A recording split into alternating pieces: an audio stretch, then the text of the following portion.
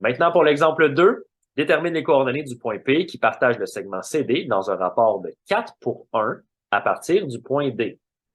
Alors, vous remarquez qu'on a un rapport 4 pour 1. Le premier chiffre est plus grand que le deuxième. Ça n'a aucune incidence sur le calcul. On va le raisonner exactement de la même façon. Donc, 4 pour 1, ça veut dire qu'on peut transformer le rapport 4 pour 1 en 4 cinquièmes, puisqu'il y a 5 parties au total. Vous l'avez dans l'image ici. 4 pour 1 à partir du point D, 4 avant le point P, une partie après le point P, ce qui veut dire un total de 5 parties. 4 plus 1 qui donne 5. La fraction utilisée sera donc 4 cinquièmes dans le calcul.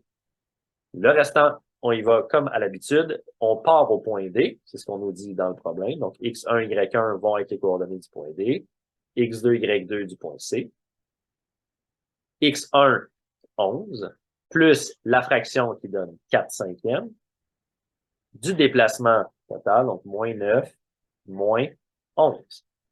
Moins 9, moins 11, c'est moins 20. On veut donc effectuer les 4 cinquièmes de moins 20, qui donne moins 16. 11 plus moins 16, qui donne moins 5. Ça, c'est l'abscisse du point P. Même chose en Y.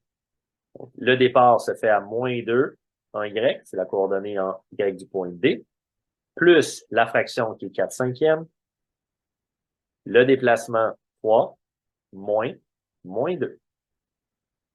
3 moins moins 2, qui donne 5.